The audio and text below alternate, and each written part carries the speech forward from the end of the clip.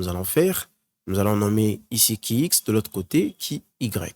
Ensuite, nous aurons qui x égale à d cosinus de 60 degrés. D'où vient le d cosinus de 60 degrés? Souvenez-vous, j'ai dit que le cosinus, c'est le côté adjacent sur l'hypoténuse. Alors, si on prend cosinus de cet angle ici de 60 degrés égale au côté adjacent, c'est-à-dire à qx sur l'hypoténuse. L'hypoténuse, c'est tout simplement 2 kN.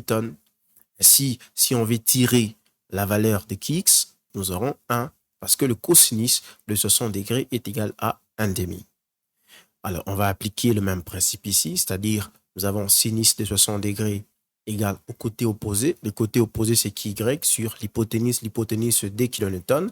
Nous allons avoir QY égale à d sinus de 60 degrés, qui est égal approximativement à 1,73 kN.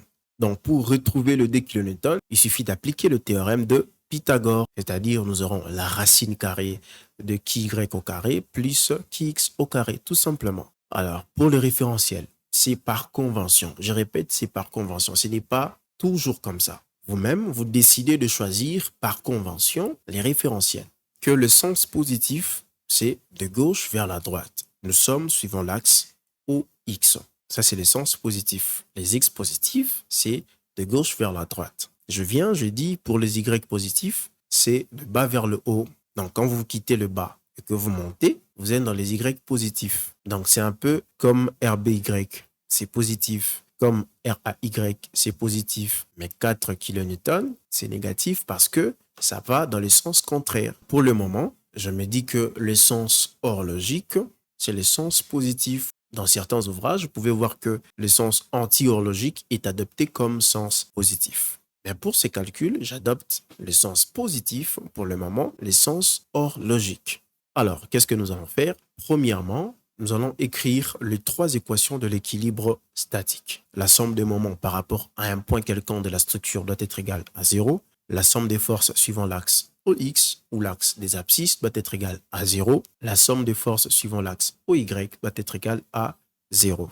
Alors, qu'est-ce que je vais faire? Je vais cibler ces points-là. Alors, la somme des moments par rapport au point A égale à 0. Et pour déterminer le bras de levée de la force qui Y, nous avons déjà la droite, vous voyez, qui est représentée par des pointillés. Qu'est-ce que je vais faire? Je dois tracer une perpendiculaire. À partir de ce point A, imaginez que vous tracez une perpendiculaire. À partir de ce point-là, ça va faire ça. Donc, vous voyez que la droite va coïncider avec la fibre moyenne de notre poutre. Et donc, le point A', c'est tout simplement ces points-ci. Vous voyez, là où il y a les curseurs, c'est là où nous aurons